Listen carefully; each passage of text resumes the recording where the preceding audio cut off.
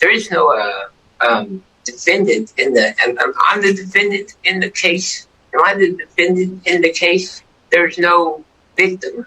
There's no victim to my crime. Correct. You have drug charges: possession of methamphetamine, possession of paraphernalia, and driving while suspended are your 3 charges. Yeah, but no victim. Correct. All right, everyone. Today I'm bringing you one of the most clueless sovereign citizens I've ever come across on this channel.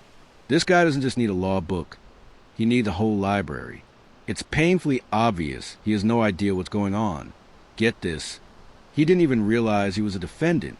Imagine walking into a courtroom and not knowing you're the one on trial. Unreal, right?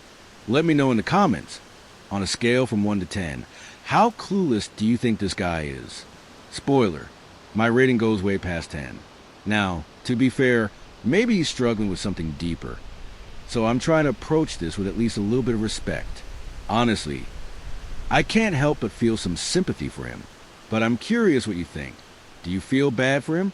Or are you just shaking your head like the rest of us? Drop your thoughts below, and let's dive into this wild ride. Good afternoon. Your name, sir? David Walker. Yeah, it looks like he has 2 files. I see that. All right, we'll next take up 2 cases, both entitled State of Kansas versus David Wayne Walker, 22 CR 398 and 22 CR 508. All right, we'll first take up 22 CR 508. This is my case. Mr. Walker, you failed to appear in front of me on July 17th for your preliminary hearing control docket. Where were you that day? It's safe for sure, sir. Okay, well, I issued a bench warrant bond forfeiture and set a new bonding amount of $10,000 cash or surety.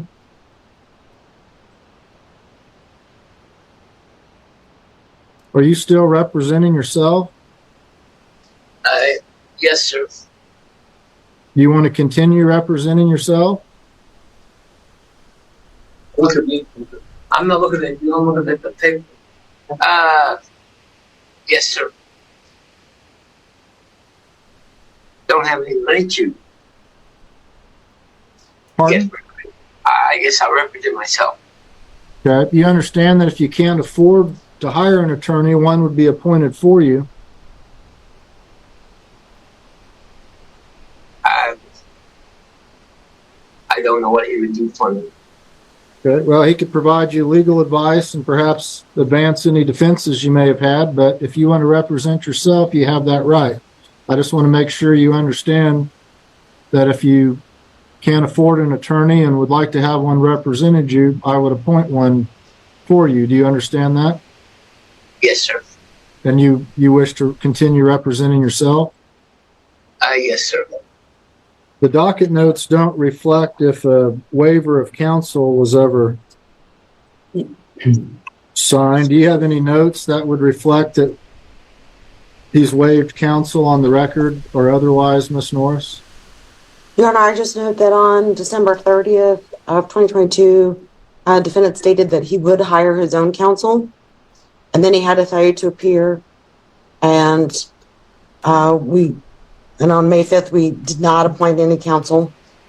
I don't show an actual waiver, and the notes don't reflect that he did a waiver on the record. It just says that he would hire his own attorney. Okay. Well, Okay. Mr. Walker, you've indicated here on the record that you wish to waive your right to an attorney and represent yourself, so I'm going to have you, if the jail has one, sign a waiver of counsel. Do you have a form? I believe so. All right. Can you read through that? Make sure you understand it. If you have any questions, be sure to ask me. There is no defendant in the. I'm the defendant in the case. Am I the defendant in the case? Now, do you guys see why I thought this guy might be mentally challenged? I'm not here to mock anyone with disabilities. But seriously, something's not clicking upstairs. He was offered free legal counsel and turned it down, and now he's sitting there about to sign a form acknowledging the risks of representing himself. And his first question to the judge is, am I the defendant? Like, come on. Can someone explain this in the comments? Because I'm torn. Either he's just parroting the sovereign citizen playbook word for word, or he's actually this clueless. How do you walk into a courtroom while already locked up and not even know you're the one on trial? Even if you don't know anything about the law, you'd think that part would be obvious. And if this is supposed to be some kind of performance, some legal strategy from the sovereign citizen crowd, it's easily one of the least convincing ones I've ever seen. What do you all think? Is he faking it, or is he just that lost? Let me know in the comments, and let's dive back into this mess. There's no victim. There's no victim to my crime, correct? The crime that I'm accused of, there is no victim in the crime. The state of Kansas, you have drug charges, possession of methamphetamine, possession of paraphernalia, and driving while suspended are your 3 charges. Yeah, but no victim, correct? No victim in the crime? No victim? I'm not sure I understand your question and what that has to do with your waiver of counsel. Well, I'm the defendant.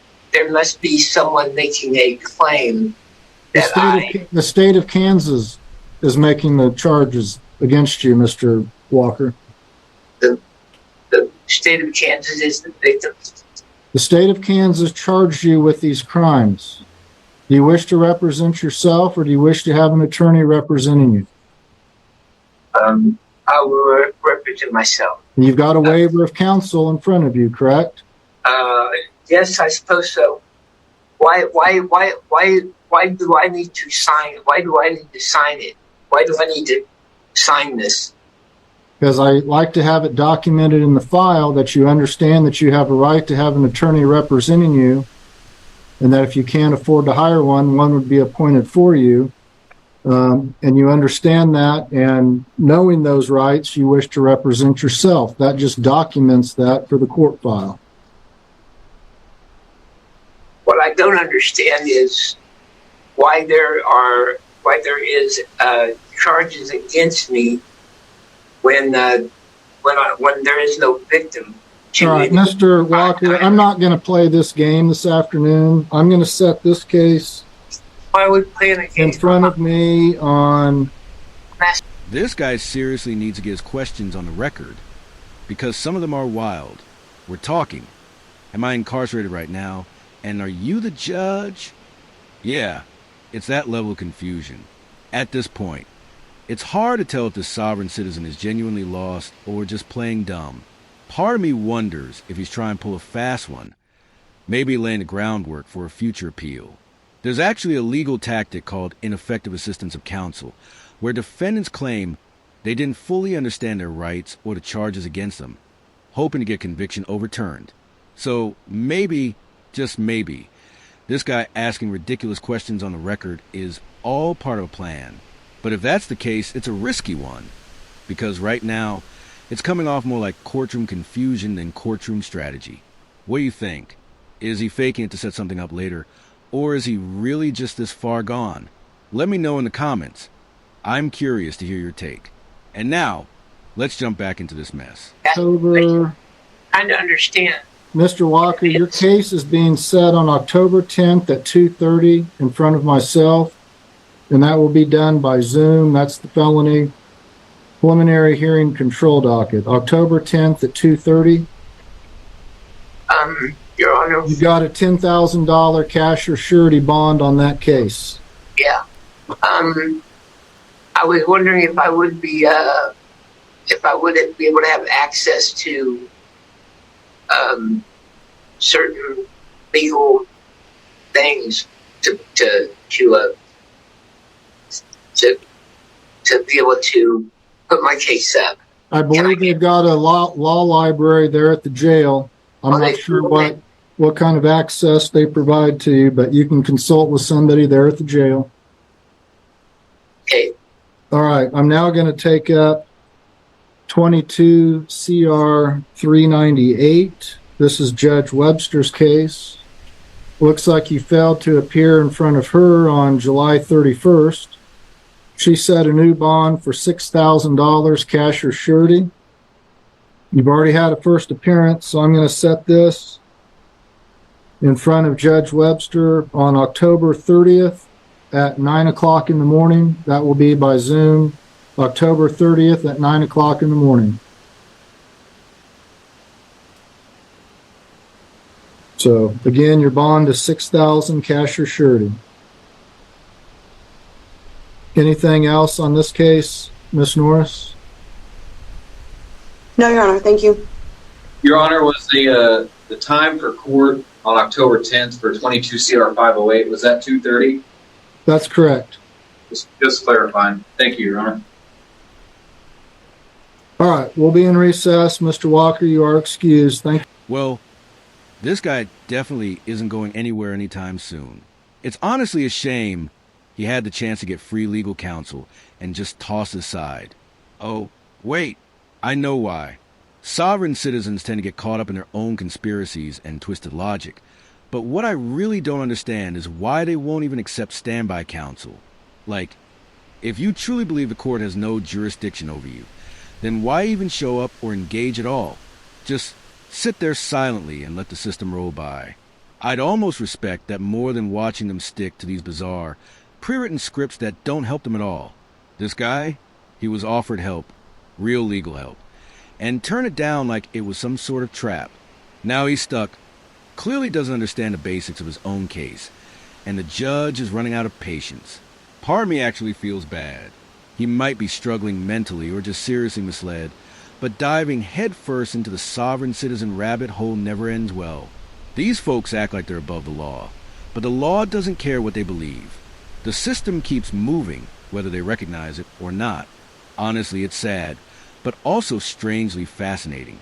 If he'd just taken the help, he could have at least made a smarter move. Instead, he's sitting there asking if he's a defendant. Like what? Let me know what you think in the comments. Is he playing dumb, or is he genuinely that lost? Either way, this was one of the wildest hearings I've seen yet. Thanks for watching. If you liked this breakdown, give it a thumbs up and don't forget to subscribe for more Courtroom Chaos. Catch you in the next one.